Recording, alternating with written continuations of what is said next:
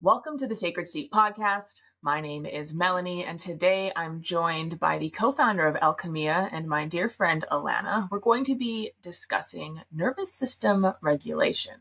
Nervous system regulation is a pivotal part in one's spiritual expansion, and a lot of the techniques, the methods, things like breath work, even plant medicine ceremonies, all of that can be tied back into nervous system regulation. It's something that's very prevalent, and this conversation is really alive on the interwebs these days. So Alana and I are going to spend about an hour with you to sit down and unpack it. If you are watching on YouTube, hello, hi, nice to see you. If you are listening to us here on Spotify, again, nice to see you. Please consider subscribing. And if you are looking for any more information or to connect with us, all of the links and all of the good things will be in the captions or the show notes below. Alana, hello. Hello, hello, hello. Excited to be here and dive into this topic. It's a big one. It's something that ties into everything, especially when we were taking notes and preparing for this podcast. I came to the realization of basically everything is nervous system regulation. It really is. And it's quite the rabbit hole you can go down. You can go through and tie it into everything. And I think that's kind of what's really cool about this topic, especially now that it's just kind of seems like newly popular, whereas it's, we've been doing this for years in so many other ways. But understanding how the nervous system works, I think, is important. I mean, we should understand how our body works. We should understand how everything is connected. Mm-hmm. Yeah, it's crazy to realize how, well, we mentioned this before we started recording, but it's crazy to realize how we might think that we are responding with our minds first, or that is like the first firings of our response system comes from a cognitive place, when in reality our bodies have these intrinsic responses. Our heart is now being shown to respond prior or have those little neurons fire from other places from our mind than our mind per se. And that is a concept to me that was really crazy, because I like to think I'm aware of what I'm doing, whether that is a physical response, an emotional response, but to really realize how much my nervous system and how my body is so trained to such a depth of reaction was a really interesting thing to unpack when we were talking about this podcast and sitting down today. Absolutely. I think a lot of us don't realize that a lot of this work is unconscious.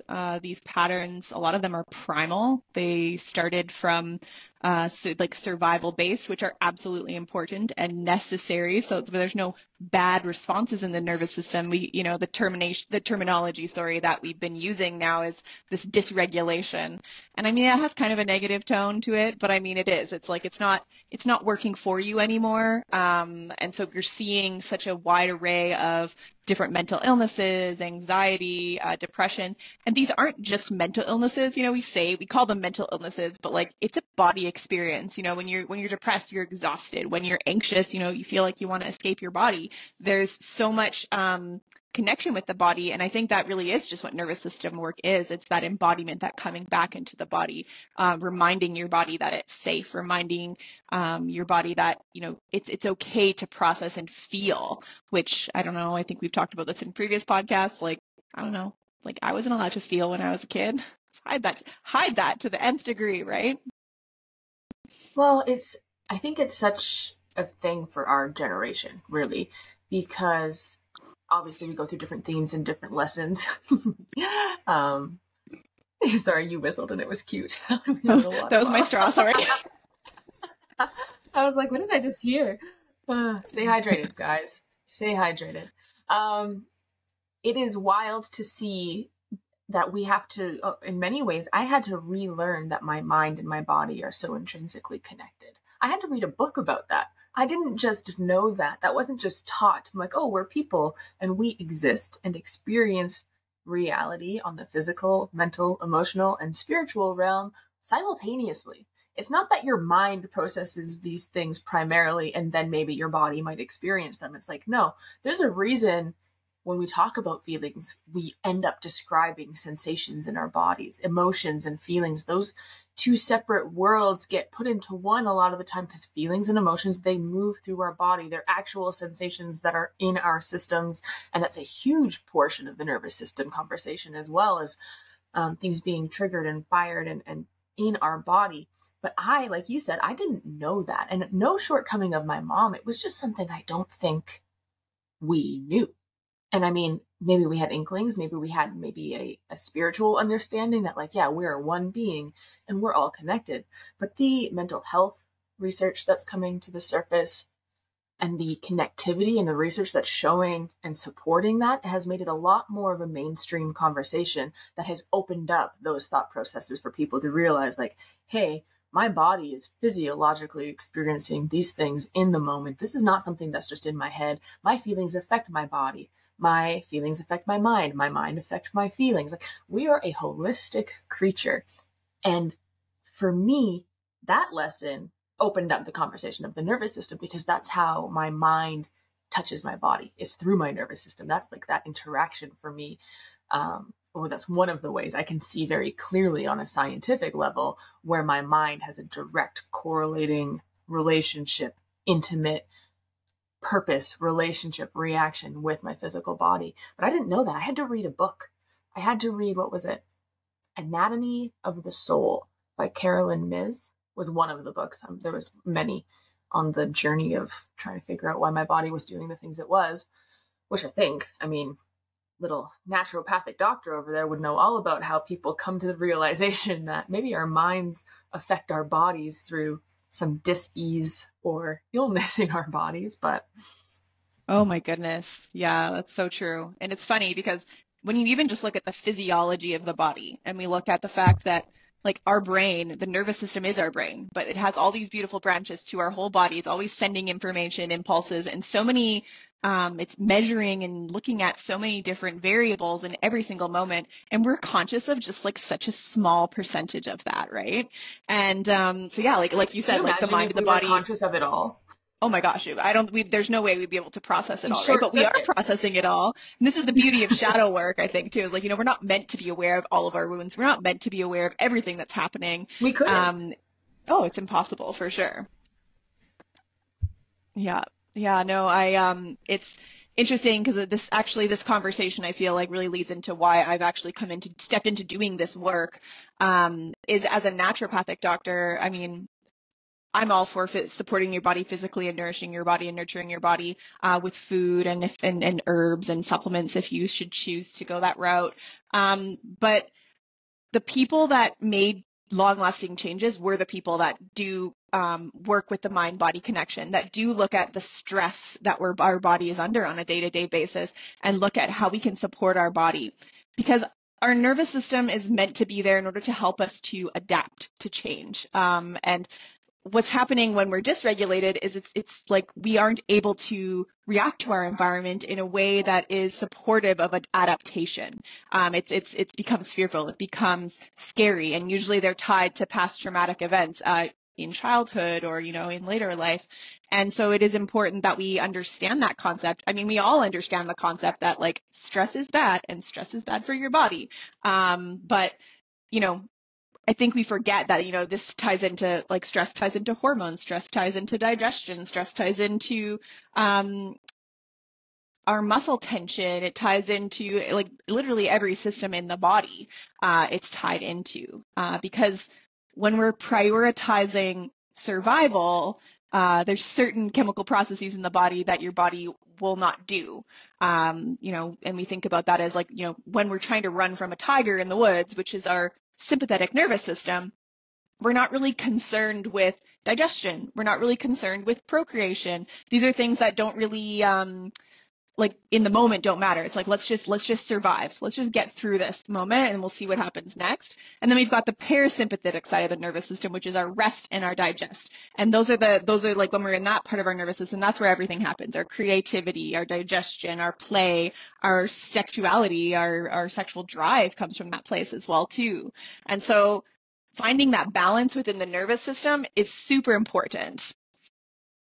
Mm-hmm.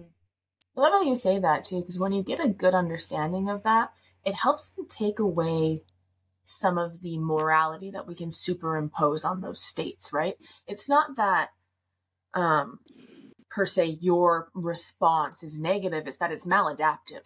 It's that it Hmm. served you at a certain point, and where you're at now, there has been a freezing of sorts in your system, or your nervous system has a response that has been programmed, and this is your fight or flight response, right? That can get really innate and really primal, and a lot of the time is, like we've mentioned, rooted in your subconscious and is beyond your power to manipulate, control, work on in the moment. And when we understand the science behind what's going on, when we can look at the evolution, I suppose, and the origins of why our systems are wired the way they are to do what they do, there's no morality to the fact that you have a strong fight or flight response in this specific area. It's just that it's not serving you anymore. And looking and opening up the conversation of the nervous system regulation and what my body is doing beyond my control, what it's just a response in that moment, right?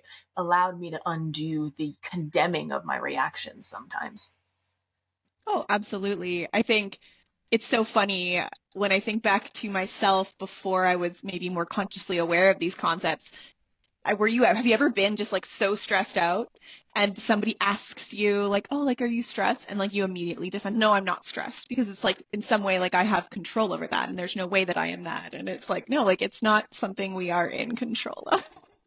Um, Well, and I had to learn that stress, I had to change my language around that because for me, stress is innately negative, right?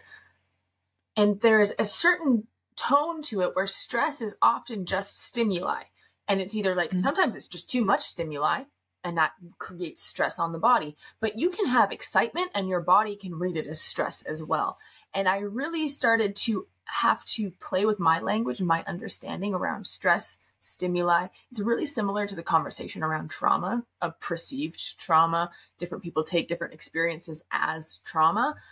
Stress was really similar for me when I was unpacking it as a word when I was looking into nervous system regulation. Because what is stress? It's outside stimulus, and we can go through experiences that are not stressful until we hit a certain point, right? Like there's like a meter inside of us that can take X amount of this before we hit that response. And if you're living in survival mode, you start to perceive a lot more of your stimuli as blanket stress because you're already at that like new homeostasis, which is not really balanced, but it's your body's new normal. And that's an incredible skill of the body, but it's a little maladaptive. Absolutely. And it kind of self-perpetuates itself, right? Like how many of us have been burnt out and then it just like, then it kind of, you get more and more overwhelmed. Like you're overwhelmed and then you get more and more overwhelmed, but it just kind of keeps going and keeps going. And I think that's like where you have to also recognize within the nervous system is like the urge to either like, you know, fight, flight, freeze, or fawn. Like those urges, oftentimes in order to like, those are responses. And when it's kind of maladaptive, like you said, we need to almost do the opposite of that thing in order to balance it back out. So it becomes almost not intuitive. And that's because it is coming from our like reptilian brain. It is coming from that primal brain, right? And like you said, like these aren't bad responses. Like there are certain times in your life where like, thank God you had a fight or flight response, you know, absolutely. It's great. But when it becomes like the little things like, you know, like I'm running late for work, I spilled my coffee, I got too many things to do. It just kind of starts to run away. And so in today's world, like you said, all that stimuli is just, we have to be very conscious about balancing that and creating space for parasympathetic, creating space for that. And diving into those traumas that like why is it firing that way? Why are we getting so overwhelmed by such meaningless things, perceiving them as a bunch of tigers when in reality they are not threatening our lives. But that's how our Yeah. body is responding to them. Yeah. I just want to highlight that so much for people who are listening to this. It's like you are not a bad person or you are not like spiritually unevolved or at a lower level of ascension because there is a lot of that energy that can float around in the spiritual, I don't know, self-help coach internet world where like, oh, if you were on a certain level in your path, you wouldn't have that type of reaction. You're a human and you've got a meat suit and your body is loaded full of reactions. It's so in my heart to point out to people that there is not something less than in you because you have a reaction that you have to work with. You're human. For sure. Everybody has that. It is totally okay. And it's not like, oh, well, if I was just a better person and if I just did my spiritual work better, or I did more shadow work, or if I was just all of these reactions and all of these triggers would go away. No, no.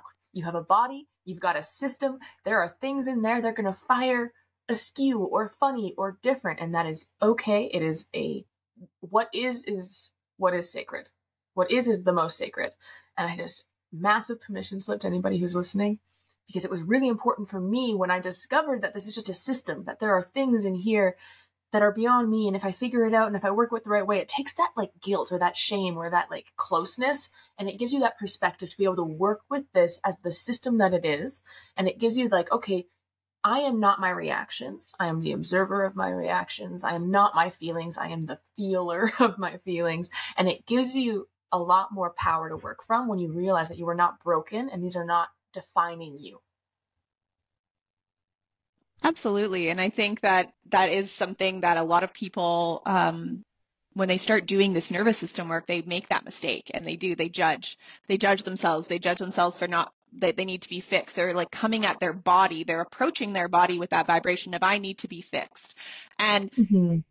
that coming at it with that vibration is part of the problem of nervous system dysregulation, is that something is wrong. You're ultimately believing that. So it's just such a subtle shift to shift into like, oh, like I'm nourishing my body. I have compassion for my body. I'm going to meet Your my body body where it's at.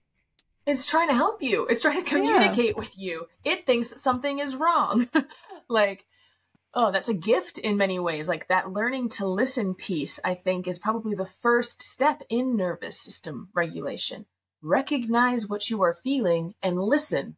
You can't heal, unpack, dive in if you can't see, acknowledge, bring awareness or light to. You can't do any of the quote unquote fixing if you are not going to give yourself space to be heard or seen. oh gosh, yeah, that's so true. And yeah, how many of us are taught based off of the conventional medical system that something is wrong with our bodies, always. It's like something's wrong with our bodies and we need to do something to fix our bodies. Like that's just so innately ingrained, I feel like, in my head since I was a child. And so even just this concept of deeply trusting the body, which needs to which needs to happen when we're doing any kind of spiritual or nervous system work. And like we said, they kind of are one and the same in a lot of the ways. And yeah, we need to come back to that trust. And Remember that's it, such you a know? it's such a subtle, like you said, it's a subtle perception shift of trusting that the universe, i.e., your body, but the universe at large is benevolent and it's working and communing for you. Life is not happening to you, it's happening for you, right? Like, let your triggers teach you. Let those responses be the light unto the path into yourself. It is not an innately bad thing. These are opportunities. And it's that perception switch, perspective play that happens when these things pop up. It's like not, oh, my body's betraying me, or I'm weak, or I'm unhealed, or whatever. Pick a thing. I'm sure there's hundreds of things we call ourselves. That ain't it. It's, oh, what are you trying to teach me? What are you trying to show me? What are we trying to, like, okay, something's coming up. Maybe I can't find the words. Space, allowance, permission. Those are really subtle things, but make this whole journey so much easier. Oh my gosh, yeah, I love that allowance, that permission slip. I think it's key in this work, and it's not easy, you know, especially when we're coming across such a primal urge, sometimes even a genetic urge, you know, like based off of our genetics could be why our body's responding to certain stimuli too, to be aware and then yeah, make a different choice to, instead of buying into that belief system of um I'm unsafe or fill in the blank, you know, we can pause and remind your body and be with the body and have compassion for the body and feel what the body's feeling without going to try and react from it quite as much. Mm. Make a different Well, and if choice, we, right? oh, for sure. And if we think about that, like we just said, this is oh, I just brain blanked so hard on what I was going to say. What was I going to say? I hate it when that It's happens. gone. I was like, oh, okay. Oh, no, okay. I was going to say our systems are already heightened and in fight or flight.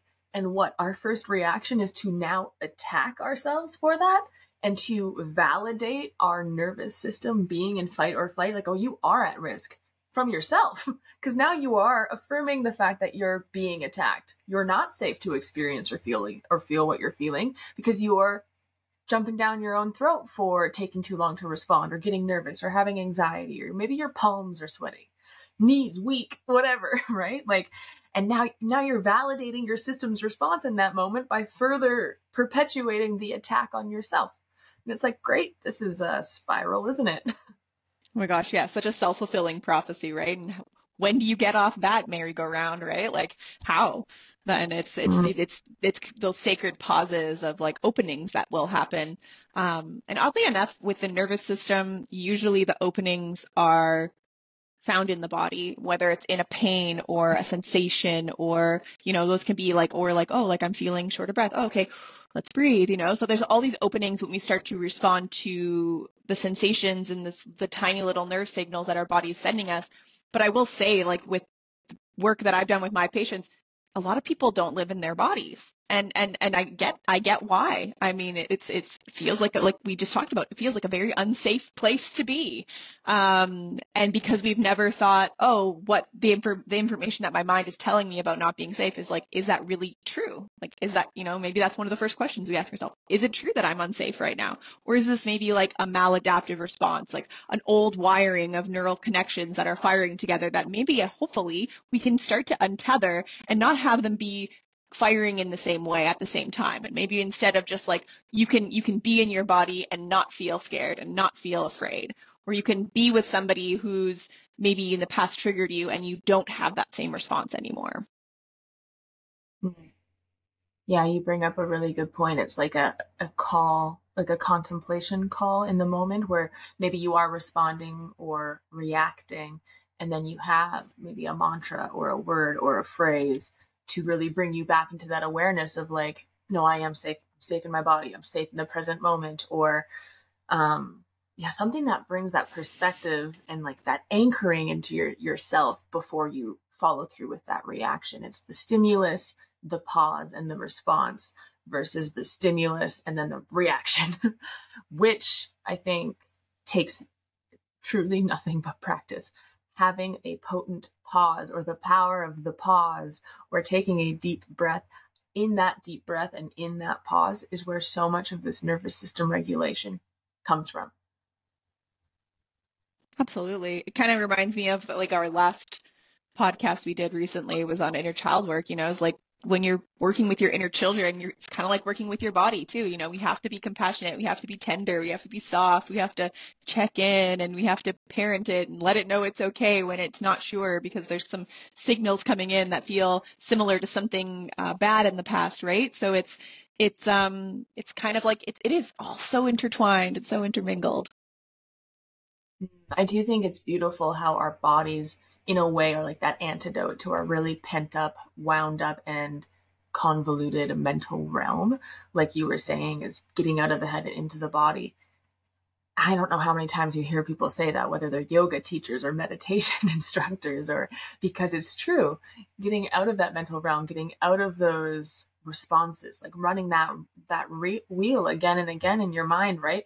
And having those responses and reactions just automatic and coming from that subconscious place in that pause and connecting back to your body is when you can have that time to respond. But the body seems to be so much of the gateway. And I think that's why we wanted to talk about nervous system regulation, because a lot of the breathwork techniques, a lot of the tapping, a lot of the yin yoga sessions, a lot of the guided meditative journeys, a lot of the techniques and practices that you will find all over the spiritual community realm world are nervous system regulating practices. Yeah, absolutely. It is, yeah, it's all one of the same. And like, I think a lot of people are really looking, they're like, oh, I'm looking for a nervous system regulation practitioner. Yeah, I'm looking to read a book about this. And it's like, once you start to read it, you're like, oh, it's like, it is all the same thing. It's all the same, Hmm. which is really cool. But like you said too, I mean, there's so many different ways that we can start to work with the nervous system. And, you know, whether it's breath work or plant medicine or, gentle movement, yin yoga, somatic exercises, you know, it's important, I think, that we also highlight that there is no really like one way to work with your nervous system. So if there's somebody out there saying like, this is the way to do it, this is the only way to come back to your body for the nerve to balance your nervous system, it's it's impossible, because the only way is your way, is the way that you learn, and you learn it through going into your body and responding in each and every moment, not like setting this mold that your body has to fit or it's going to try and shape Yeah. into. Yeah, It's it's an individual listening. journey. Yeah, Yeah, every single time your body or your nervous system has a response, you have to listen to what it's saying, not just hit it with another to-do list, right? It's that you have to listen. It's like this is a communication that's happening, a two-way communication. And I think our world, the society at large right now, is so deeply struggling with our end of the bargain of the communication. Our bodies have been talking and we have not been listening. People's bodies are screaming at them. Oh, you can't sleep. You have eczema all of the time. Like, there's antidepressants, anti-anxiety. Look at the medication. Look at the escapism that you can see with addiction, opioid crisis. You can take even what people might consider more minor addictions, video games, like reading novels for 5 days in a row. Any good thing can be taken to an extreme in order to disconnect and disassociate us from the things we don't want to experience. And I think it's really subtle, but it's very pervasive, especially in our culture now when we have the whole world at our fingertips, trolley law. All of those things play into the fact that we're not present in this moment to hear our bodies talk, and therefore we're not having that conversation, which means a lot of us who are entering this space now have a lot of like old text messages from our bodies to go back through in order to get back to where we are with an open level of healthy, continuous communication with our bodies. absolutely. And it's like you said, it's also like I love that like text message idea. Like that's a cool concept. It's Yeah. yeah, it is. It's like we have to go through and feel also what it feels like to be like, oh, like, man, I've been abandoning my body for how long now, Mm-hmm. really, right? And, when I started doing this work and I was forced to, through my journey through chronic pain, it was like I would go weeks without being in my body, and then I'd come back to it and be like, oh, wow, wow, okay, then it would shorten, and now eventually, like, I leave my body and I maybe only do it for a few minutes now, really, right? Whereas as I know to come back, because I know the cues when I've left my body and the way my body feels. And I think for myself personally, if we're kind of going to pepper in some personal stories, the area where I'm still working is being around others and staying in my body. If it's a big crowd of people, that feels like a lot of nervous system stimulation to me. And so that's where I feel like I struggle to be in my body and feel everything, because it feels intense at times, all the signals coming in. And Yeah, that's something that I'm constantly working on. 100%.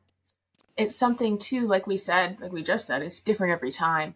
And I think, as you alluded to, you start to get these practices or these mantras or your calls to action that are like your own personal repertoire, right? Your own tools for you to help manage your system. Like you were saying, when you go into big crowds, I know that we talk a lot about almost armoring up, bringing in that light body, making sure that we're going in with like these are my energetic boundaries. I am clear. I know my space. I know yours.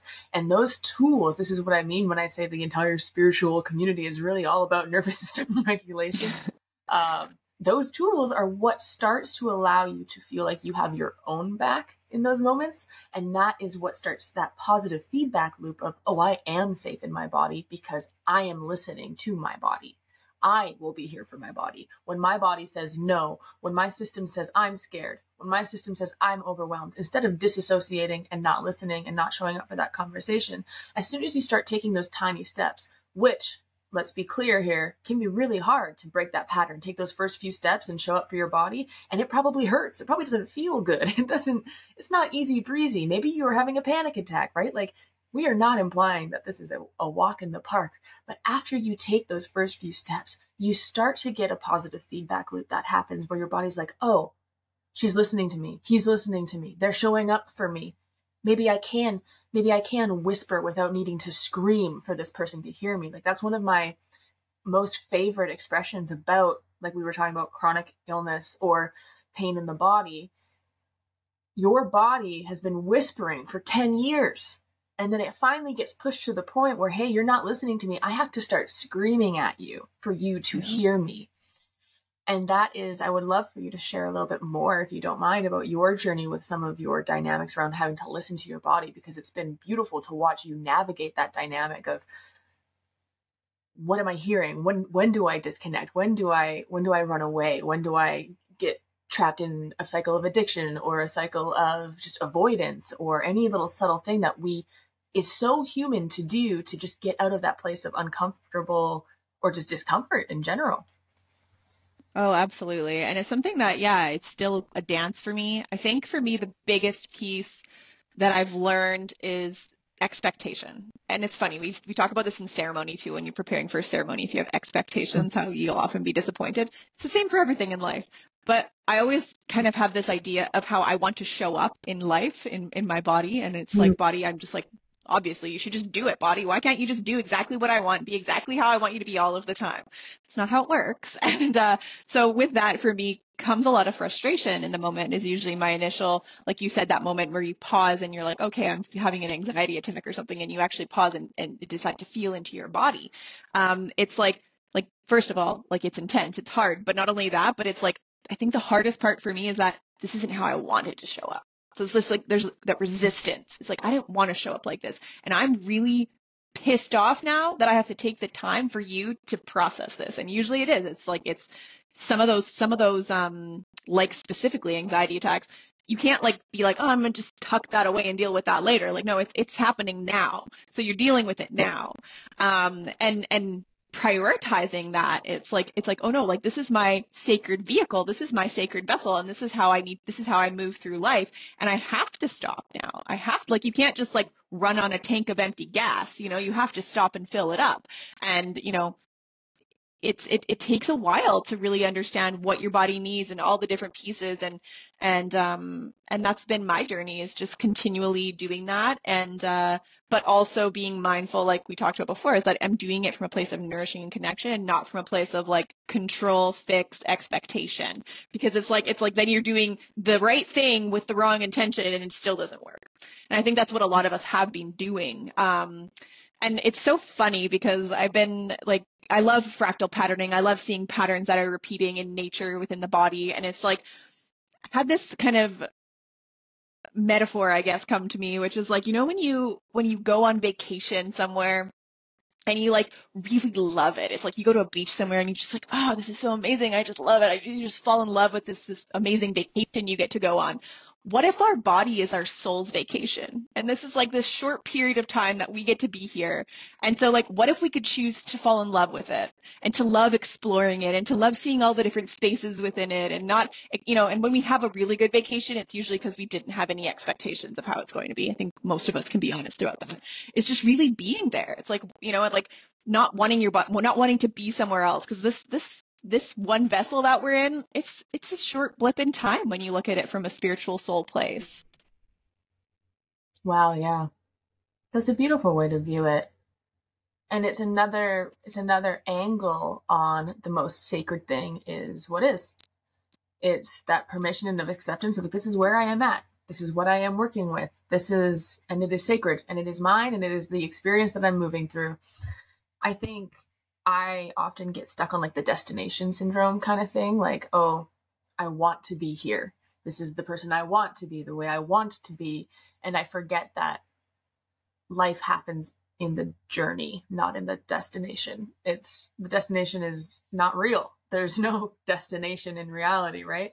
But life happens in those in between moments. When you're daydreaming about the next, you're missing this moment of what you're actually experiencing in this present time. And yeah, it also made me think of something that our friend Wes posted on Facebook the other day.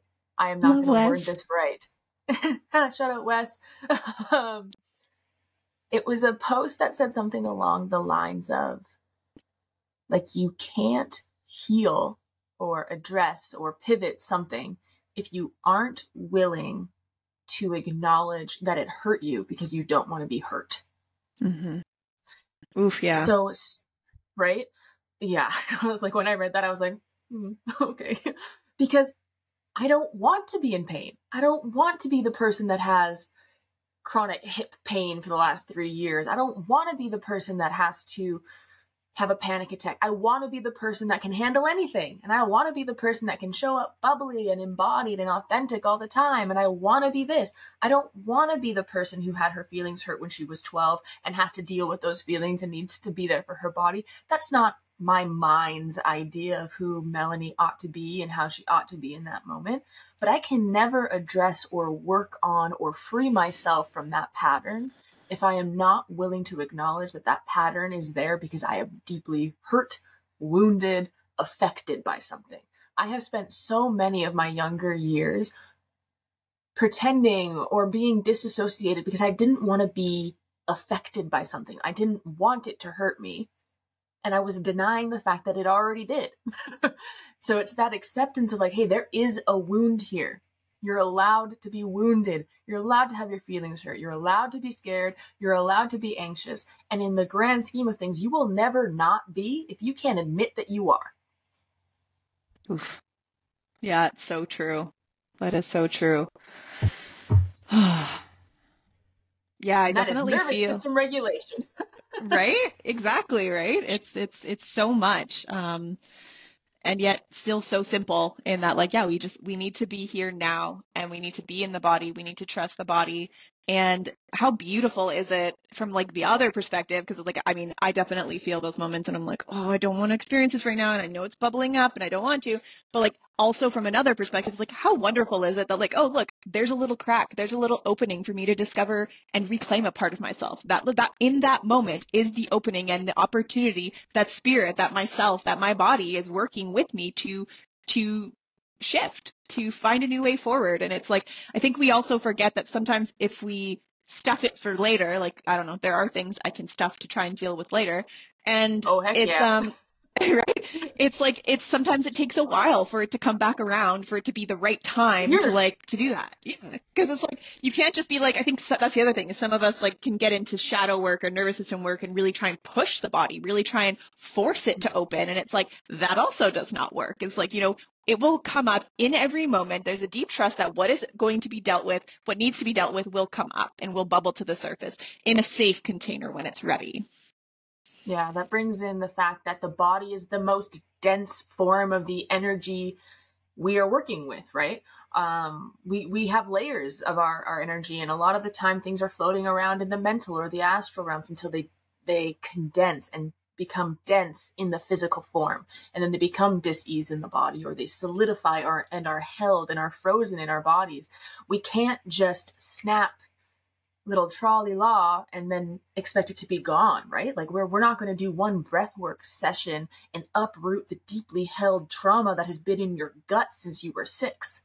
It's probably been there for upwards of 20 years. Your body has been carrying this burden for you for 20 years. And now you're going to what? Turn around and attack your body for not releasing it fast enough for you? There is going to be a whole relationship that has to unravel, unfreeze, and dissolve in a very natural way. I was going to say an unled way, and I mean that by you cannot control this with your mind. Mm-hmm. You don't get to come in and manage this from the mental realm. This is an unraveling because that implies a certain level of surrender. Feeling Mm-hmm. falls right into the category of being, not doing. We're not in here to do the feelings right and fix this way, and sure, that comes in at some point. But the reason this all became an issue that's stored deep in the body is because we didn't just let it flow through us. We hung on to it.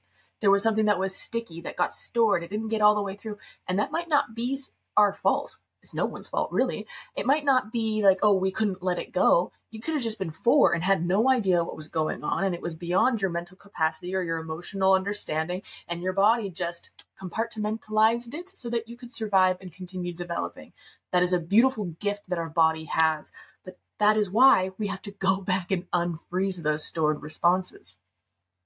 Oh my gosh, yeah, exactly. It's super important that we are going back into those places and letting them come up, and they, we'll go out into a social environment and get triggered 10 times, and before you know it, you're back to that little 4-year-old, and there's an opening for you. Look, there it is. Your body's wanting to shift these things. It's wanting to find regulation.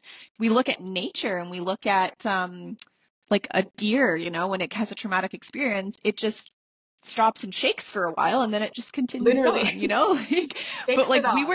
we were taught that, but that, and that it, brings us to like, one of the things that can happen as we're doing this work is shaking is kind of a byproduct of doing nervous system regulation work. And when we are processing our traumas, we particularly see this in plant medicine ceremony, is that something that can really happen.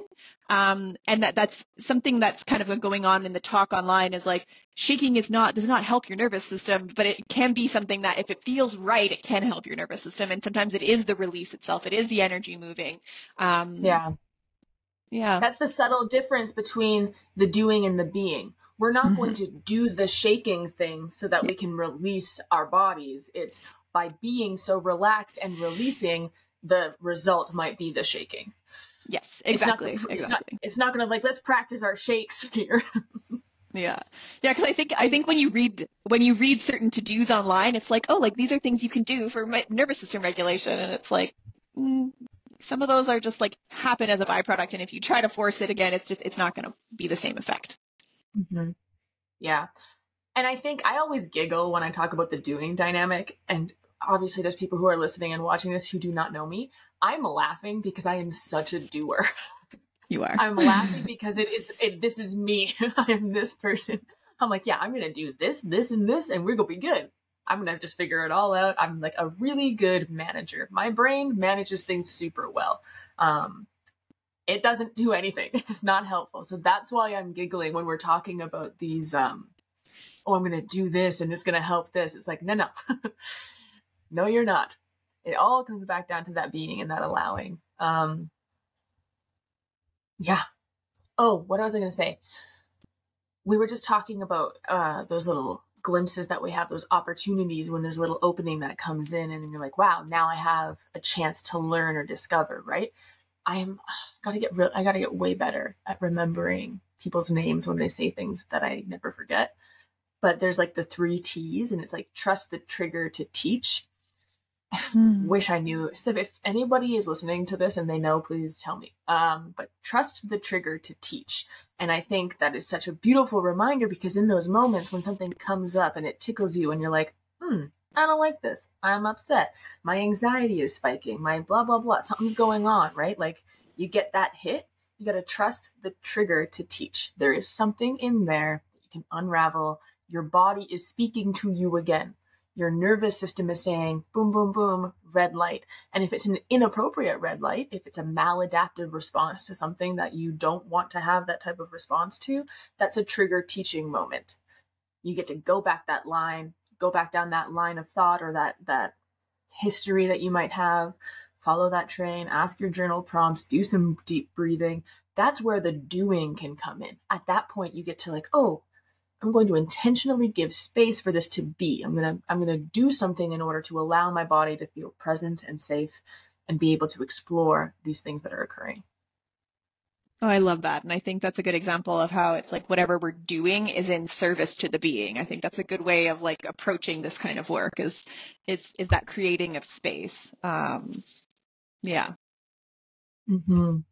So I guess this also brings up the re-traumatization portion in my brain for some reason. But it's because what I mean by that is like you're not going to sit there and you're not going to go and rehearse those triggers, right? It's not about finding the thing and like reliving and sitting in that state. It's about the movement and the permission and the allowance. And I keep saying those words because it speaks to a certain sense of flow for me. And that's what this emotional state or this trigger or this wound or this trauma needs in order to flow through your body and then be released. Feeling something in your body, embodying it, sitting in that stream of that emotion doesn't mean sitting in the same loop. It's not the reliving. It's the, okay, I've given space, and there needs to be a point that you can release that, let that go, and not hang on into like a re-traumatization loop per se. Oh, absolutely. And I think with any kind of therapy that you decide to choose to support nervous system work, all of them involve some sort of movement, whether it's movement of feeling, movement of energy, movement of the body, gentle movement to like get the physical nervous system balanced. It's all allowing motion, allowing flow, like you said. And so, yeah, it's important that we really recognize that that's an innate part of it. It's, it is motion. And if we don't allow things to move, then we're holding on to it, and we are like creating a re-traumatization, because then it's like because then we haven't learned from it. It's just happening to us again. We haven't stepped Mm-hmm. into that empowered state of mind where we say like, okay, I don't like this, but it's happening for me. What can I learn? Mm-hmm.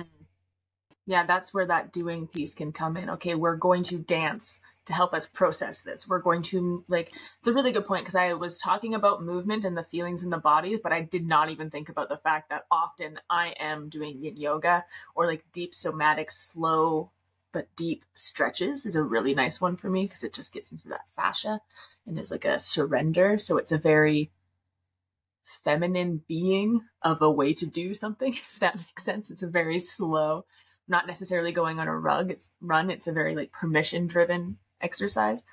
But yeah, it's a good thing you mentioned that, because I wasn't even thinking about the fact that you can physically move your body. I was just like, yeah, these feelings are moving through you, but you can move them somatically. That is, again, the entire spiritual conversation that's on the internet, that's in our lives, within our communities. Somatic exercises, somatic workshops, embodied practices, all of those really nice marketing keywords that we ourselves use. All of that literally means working with the body to move through emotional states, to transmute, and to alchemize. Oof, yes, love that. Absolutely. Yeah, it's and with that kind of somatic work as well too, it's also realizing that like, we have the fight and the flight and the freeze and the fawn. But it's like, it's not all nervous system responses are going to maybe respond to the same therapy. So like, you know, if you're in a freeze state and you just go meditate, you might put yourself into a deeper freeze state. Maybe you're not actually allowing the energy to move. Anger, frustration, it's a very active emotion. If you're feeling that in your body, it needs to move. It absolutely it needs physical motion in order to move. I mean, there's a Get it reason out. why. Yeah. Yeah, but there's a reason why, like, when especially men, they get angry, they punch a hole in the wall. It's like that's them moving the energy. I mean, like, there's obviously better, more healthy outlets to do than that. I've done it. But Punch the wall. Do what you gotta something, do. At least it's not a person. it's true story. True story. But yeah, and then if you're like if you're in fight, I mean, you absolutely also need to go move that energy. So it's like, but it should be gentle, like maybe if you're in more of a fight response, maybe, you were going to be more aggressive, versus if you're in more of a free state, maybe you're going to be more gentle and yin with your flow. And it's like, figuring out what works for you and what feels good and how your body responds. And when you have moved something, I think you can attest to this too. Like when you have released something, or something started to move, you really feel it in your body. It feels Oh, good. You feel lighter. And so that helps you to realize, oh, okay, like that worked. Okay, remember that. And also, then remember, like, next time you use that, it might not work because it's something different and you show up different in every moment. And the permission to show up different in every moment is 100% necessary with this kind of work, like we talked about. yeah, that's the two-way conversation that's happening. Everything that comes up for you is going to need a specific outlet, whether it's anger, rage. Even those things have really subtle different energies, right? Anger and rage. Um, Bitterness, like even sometimes joy. Sometimes there's like, oh, you were never allowed to express and move and be excited and be happy, right? I always like to try and paint the opposite side of that coin too, because we can have ecstatic experiences in our body that we were shamed and shunned out of experiencing. And we can hold that in our body too. And that can be, in the long run, detrimental to our system's balance as well, right? So it is really that listening to specifically your body. You really can't listen to the things other people are telling you to do out there. You have to learn how to listen to your body, which is why I think this is something that the collective is really hanging on to, because that's a skill, especially in Western society, that we have not cultivated very well. We have not cultivated the I am my own master, and now I need to look inside and meet my own needs and listen to my own self and walk this path with myself, not listening to this person or that person and their exercise and this 5-step guide. And maybe there's tools out there that you can get that will help you. I'm not saying don't use those resources, but I'm saying at the end of the day, this is a conversation with your body, your history, your stored emotions, and you need to lead that with yourself, because you're not going to be able to do what I did or what Alana did and have the same results, because you don't have the same feelings, you don't have the same body. It's all very specific, which Yeah, might be daunting, exactly. but also freeing. Oh, absolutely. And I think we always say with Alchemia is, we're here to guide you back to yourself. That's the tool. That's what we're offering is a safe space to realize and to remember this work, because it's so easy to forget and to not be in responsibility, like you said, to pass our power off to other people who know better, because it's harder to take responsibility and feel our stuff. Like this is the nth degree that we go through as people, to not have to feel like, like we spend thousands of years paying somebody to do it for us, and never actually learning to fish, never actually learning to do the thing. And True. there's no bypassing with the spiritual work. It's very humbling in that aspect. That's actually such an incredible example of the micro and the macro and the fractal aspects of nature. Is like, this is the degree of, like, the extent that humans will go to not, they will surrender their entire autonomy in order to not be responsible or have to process or have to journey the very hard path. And you know what? That is a testament to how hard this work can be, because I know it's so frustrating to listen to people sit down and talk on a podcast about, oh, feel your feelings. I have been screaming at a therapist before, being like, what does that mean? Like, what do I do? Like, I didn't understand, right? And it was just, and even if you think you understand, unless if you start to work with your own personal experience of what that feels like in your own body and moving your own feelings, like, you don't get it. Not for yourself. I mean, you can get it as a concept, but the practice is very different than the conceptual understanding of, I'm going to feel my feelings and then let them go. I spent years trying to figure out, like, how do I know I've felt them enough? Like, that was a big question for me. How do I know I have felt my feelings enough?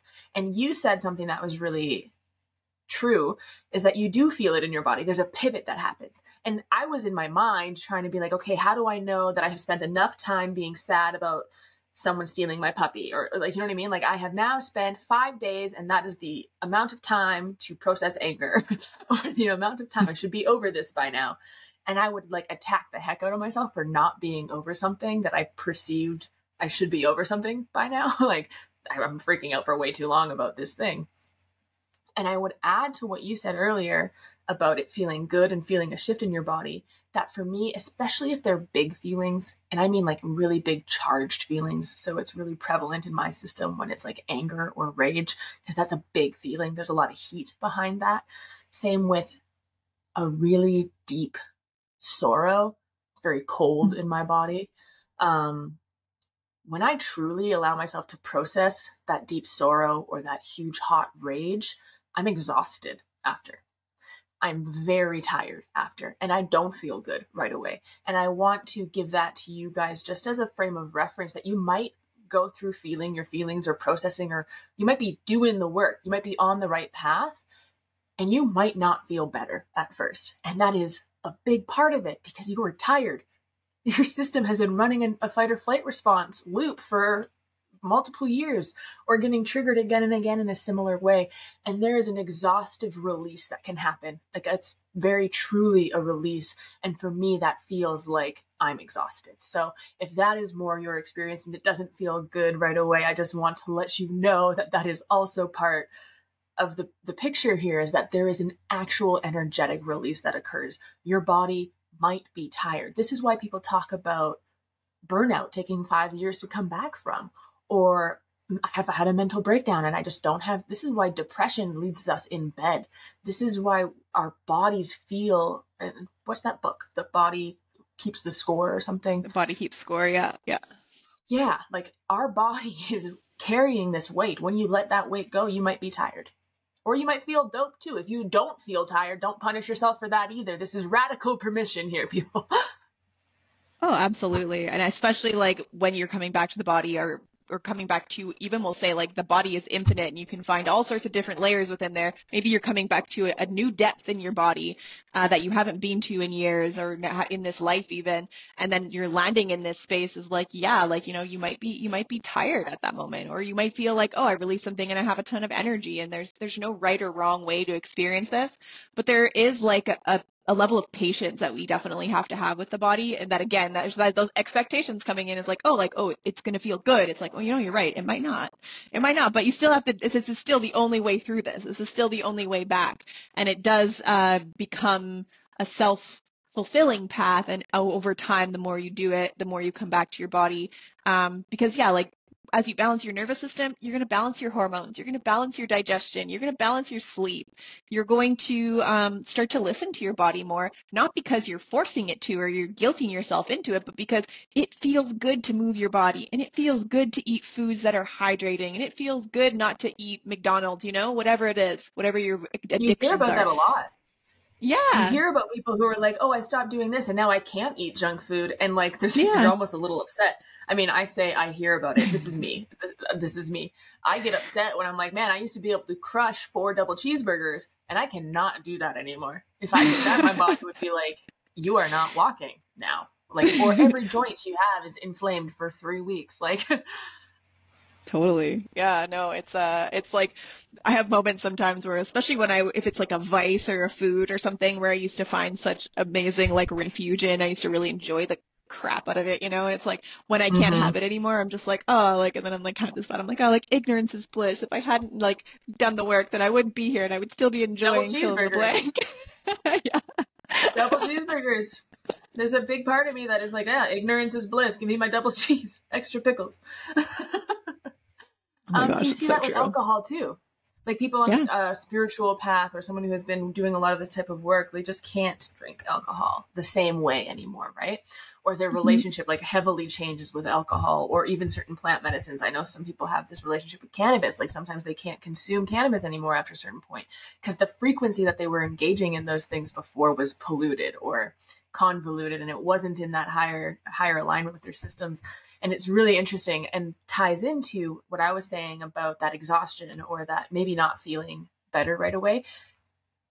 In a lot of sense, your life might seem a little bit harder. There might be like more pieces to manage, more adjustments to make, more pivots, right? Because you're considering more, because you're actually listening to what your body is telling you about the life you're leading. And then you'll have to make pivots according to what your body says. Yeah, exactly. And also with that being hard is like, you know, sometimes we need to reach for something that brings us some comfort. And sometimes we need to like Mm-hmm. have a cookie or have a cheeseburger. Maybe you're not having four, but like sometimes we need those things. And that's also like watching yourself when you start to tie into like, oh, I know that's bad for me, but I'm going to engage in it this time. And then thinking you're bad about it is like, no, like you deserve nourishment, and food is a way to do that. And, or going for walks, or, you know, needing somebody to give you a hug, or just, or, you know, having a bubble bath is like, it's okay to need things and to like take care of your Yeah. body and to nourish your body. It's again all behind Resources. that vibration you're doing it with. Yeah. Yeah, becoming aware of the energy behind how you use the resources at your disposal, but using resources in the management process of your nervous system is such a wonderful tool. We're Hmm. talking like having a hot cup of tea. That's a resource.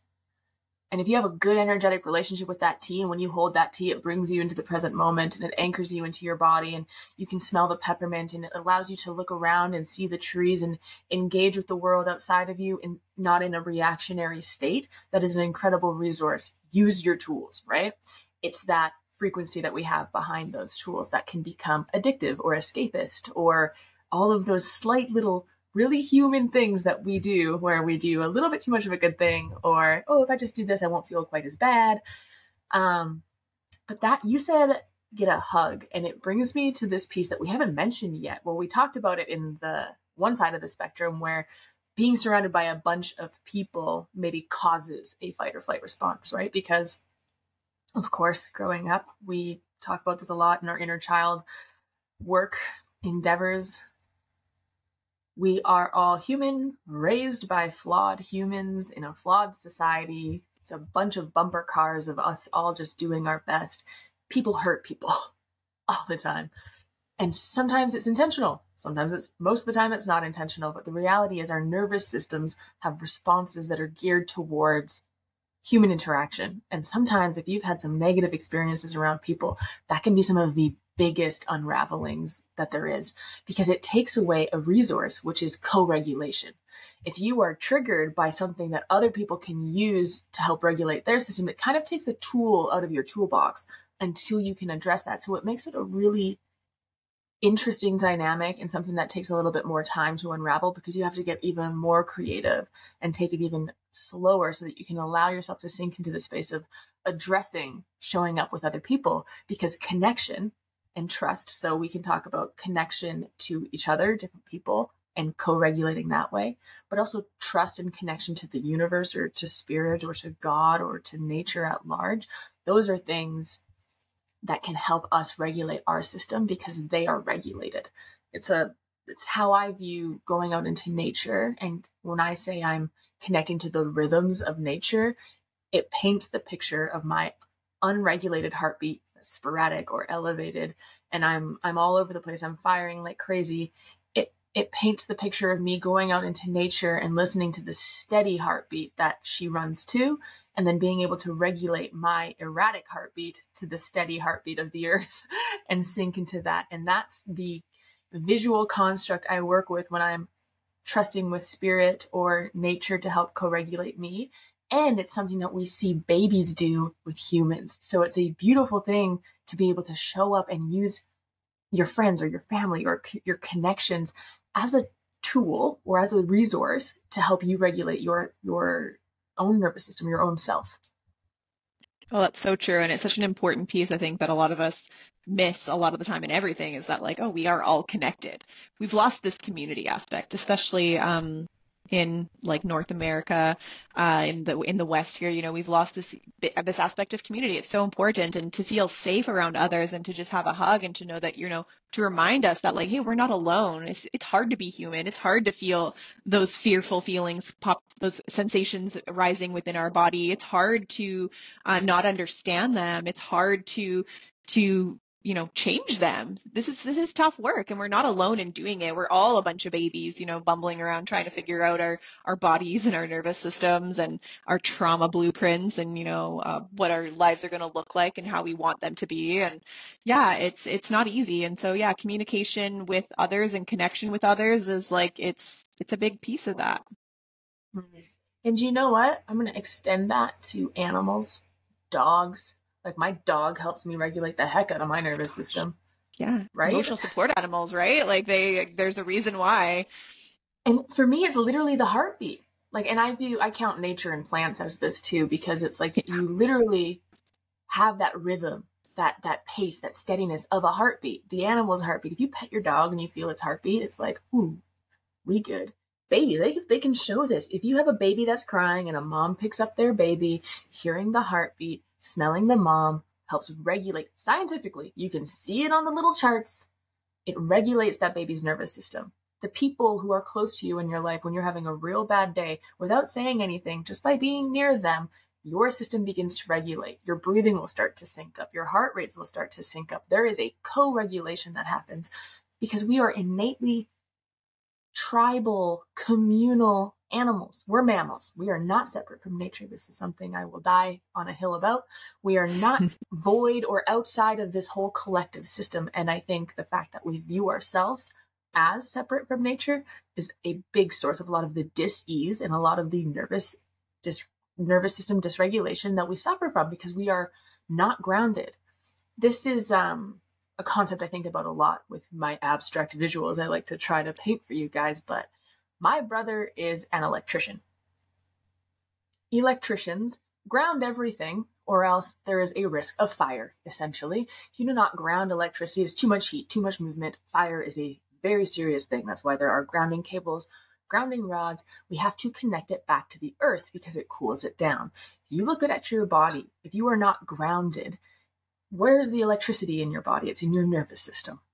And if your nervous system is not regulated and stuff is misfiring all over, you are building up way too much heat. It usually is tied to a lot of things like autoimmune diseases or inflammation and IBS. What is inflammation in the body? Inflammation is fire. It is too hot.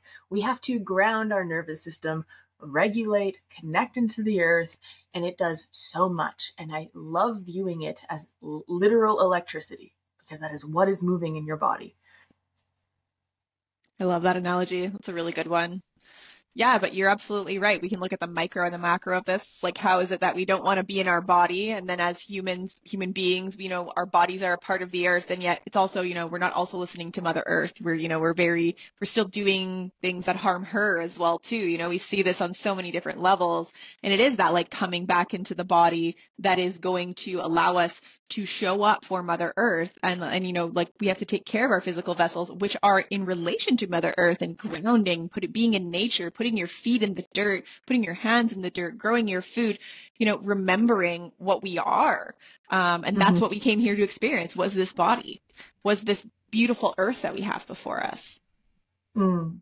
For those people who don't know, maybe in things like Ayurvedic medicine or traditional Chinese medicine or witchcraft, paganism, a lot of these indigenous structures as well, your body has the five elements in it, right? Um, so what Alana is talking about is like your physical body, like your actual skin, is the representation of Earth. So there are so many parallels about the way we treat our physical bodies, and then the way we, on the macro, treat Mother Earth. And like I was saying, the electricity in your body builds into that fire in your body, the fire element. And it can become very literal, very literal in the way you listen and divine information from your body and your body's systems.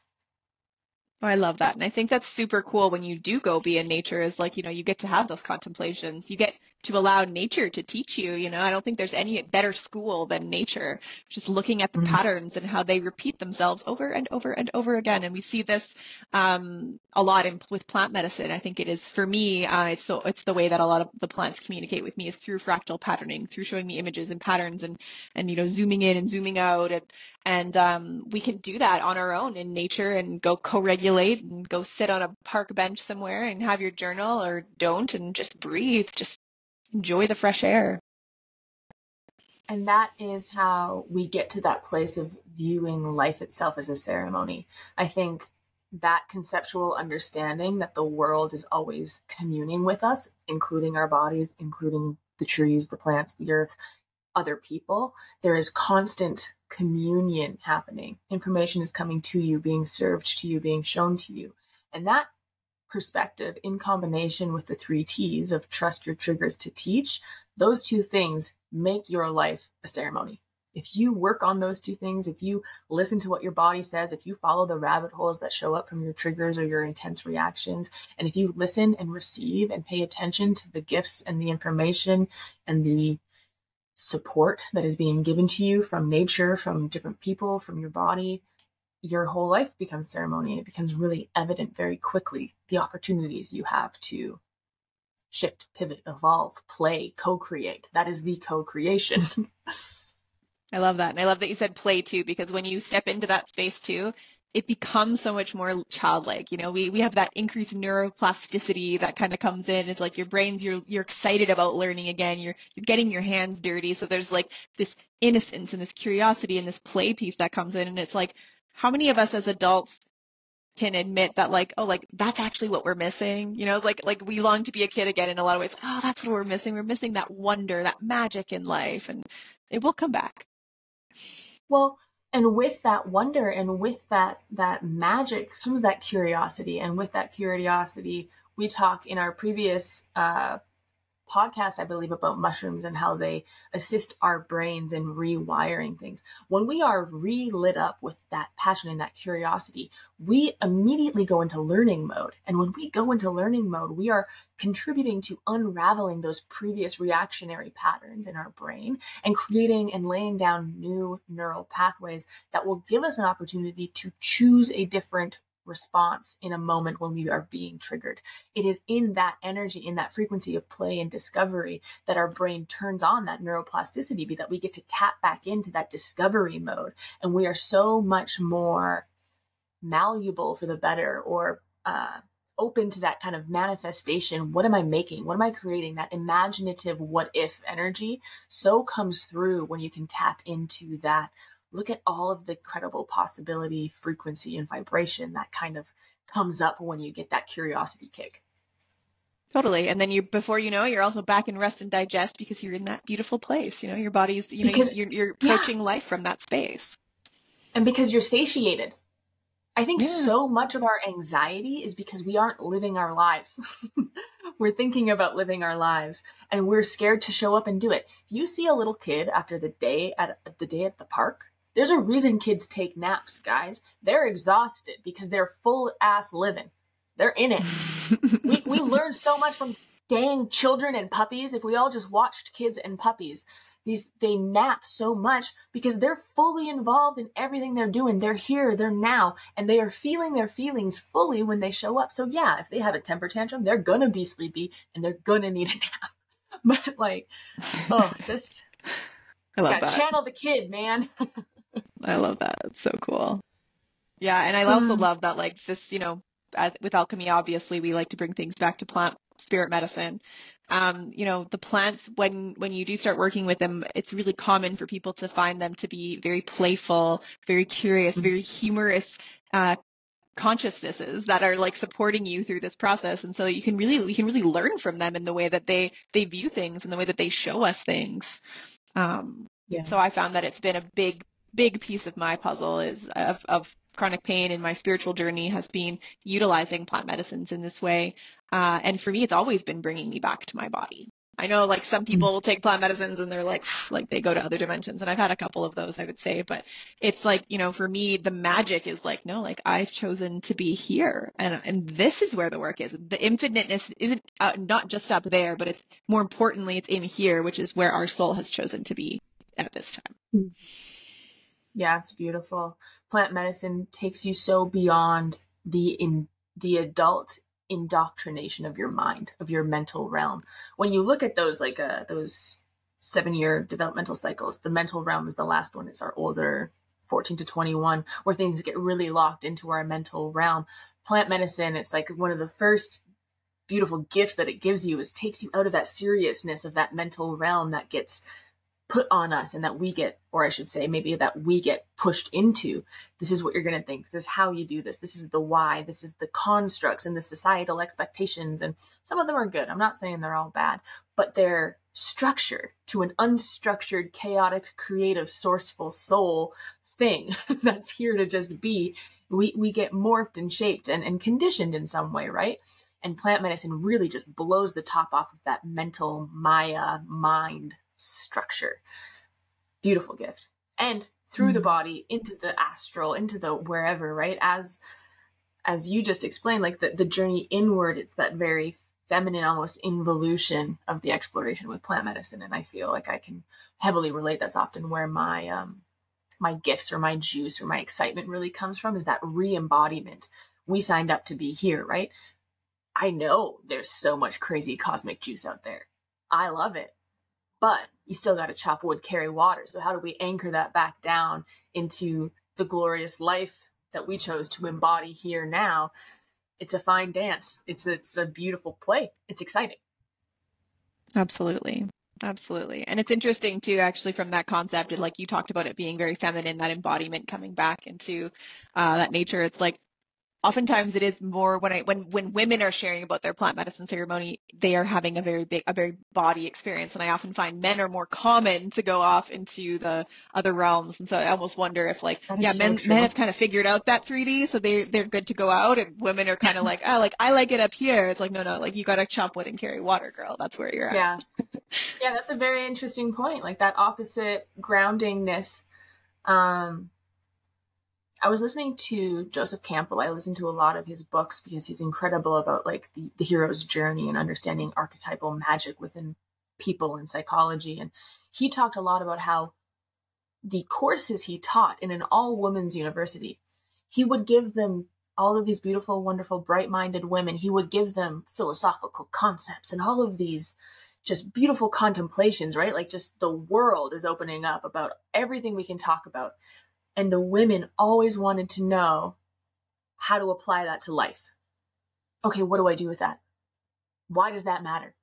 How does that affect Tracy and how I order my bread? And how does that affect how I care for my husband and my children and my community and my people and the earth and here and the children and the connection? And how does that matter here? And it was beautiful to hear his reflection as a man talk about his pursuits, what he's learning, all of this higher knowledge, all of this understanding, all of the what ifs, and like the traversing of the cosmos, right? That very male driven, masculine discovery adventure energy. And he presented all to these women expecting in a way, and he worded it so lovely, but he expected in a way for them to wanna to go and explore more. And they took his information and respected his journey, and they thought it was beautiful, but they wanted to know what to do with it here. Like, how does that, even if there's, well, how does that matter? I gotta make bread. Make it make sense I love here. that.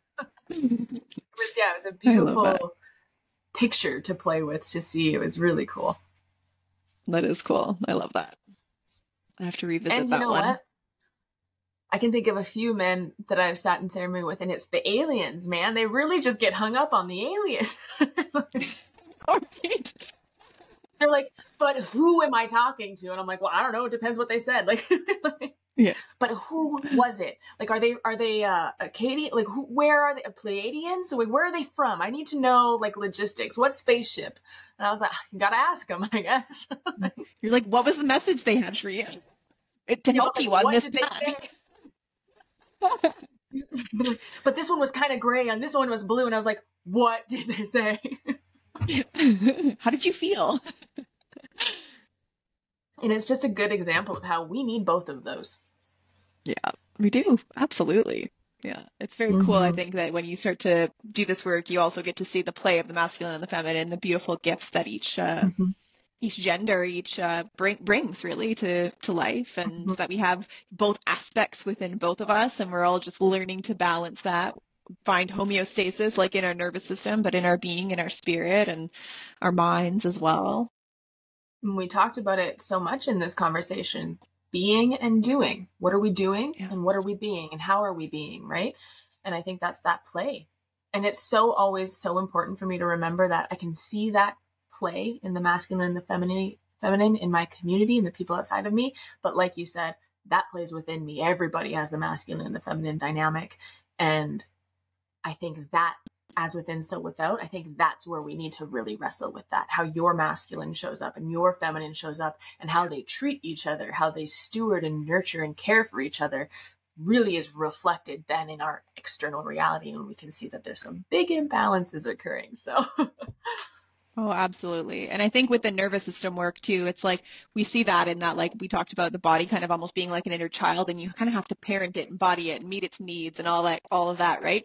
It's like if you have any kind of issues within those aspects of yourself, which all of us do, because none of us had perfect parents who had manuals for us and they knew exactly what we needed in every moment. Like that was not a reality. And so, we all have these, we will have to address the feminine and the masculine sides when we're doing this nervous system work as well.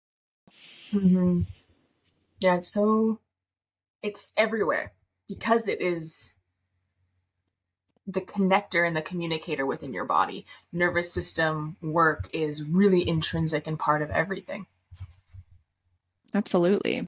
Absolutely. It is. And Yeah, so if you're doing any spiritual work, if you're like, you've been on this path for a while and you've been like, well, I don't do any nervous system work, you probably already are doing nervous system work, but Yeah, you becoming do. more conscious of it. Yeah, becoming more conscious of it is always a nice way to bring understanding and big picture kind of mentality into your life so that you can, solidify those tools, like we said, and move forward.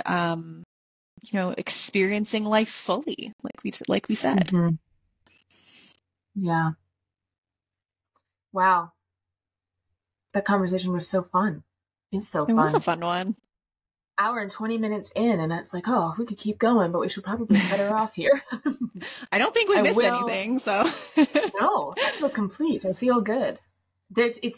I feel alive. Like it gets really exciting for me when I realize like the potential, like the play that can be in there, right?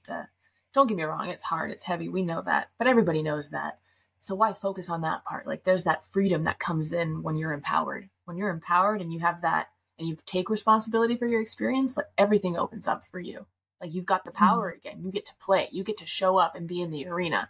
And I think that's a really great place to be in the arena.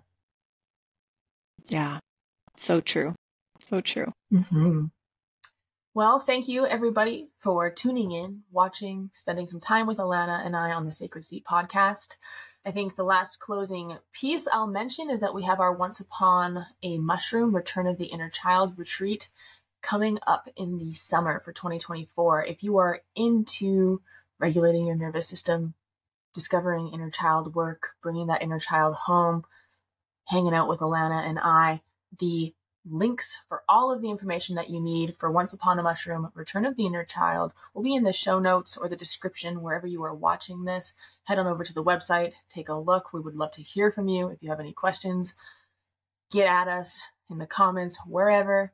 We will get back to you. Of course, as always, all of our love. We'll see you again shortly.